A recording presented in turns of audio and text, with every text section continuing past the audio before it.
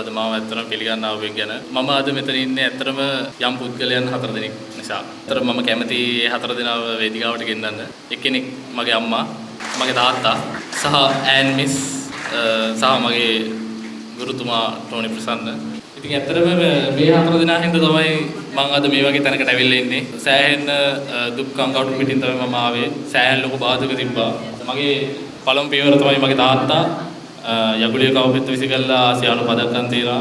ඉතින් මගේ අම්මා හැමදාම පාන්දර 3යි ගානට නැගිටලා මට අන්න හදලා දීලා ශාන්ත විදුලි විද්‍යාලයට යනකොට දවස් 365 මේ රාජකාරී කරා.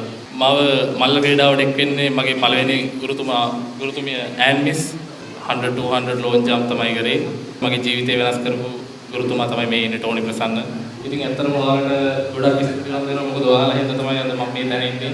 මම අද මිනිස්සු මගේ නම කියන වාරයක් පාසා ඒ හැම දෙයකටම හැම තැනකදීම මගේ හයියට උනේ මේ 4 දෙනා. ඉතින් ඇත්තටම ඔයාලට ගොඩක් ස්තුතියි. ඊළඟට කියන්න ඕනේ මගේ ගම මේක. මම ඉපදුනේ මේ ගමේ. ඉතින් ඔයාලා ගොඩක් අය ඇති මාත් එක්ක සෙල්ලම් කරපු ක්‍රිකට් ගහපු වොලිබෝල් ගහපු හැමෝම.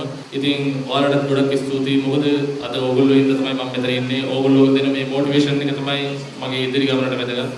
අනිවාර්යෙන් 2028 ඔලිම්පික් මෙඩල් එකක් ගේනවා සහ මේ අවුරුද්දේ ස්කොට්ලන්ඩ් වල තියෙන කොමන්වෙල්ත් ගේම්ස් වල එල්එසි ගිරිමි සෞමිල් ලංකාවට මෙඩල් එකක් නැහැ. මම බලාපොරොත්තු වෙන එකේ පළවෙනි මෙඩල් එක ලංකාවට ගේන්න. සහ 2028 බීජිං වල තියෙන වර්ල්ඩ් චැම්පියන්ෂිප් එක ඒකෙත් අනිවාර්යෙන් ලංකාවට මෙඩල් එකක් ගේනවා. සහ 2028 ඔලිම්පික් එක අනිවාර්යෙන් 2028 ඔලිම්පික් එකෙන් පසු මෙඩල් එකක් අරගෙන අනිවාර්යෙන් මේ විදිහට මම ආයෙ ඔයාලට කතා කරනවා. අතන ගොඩක් ස්තුතියි අද මාව ඔයගොල්ලෝ මේ විදිහට පිළිගන්න.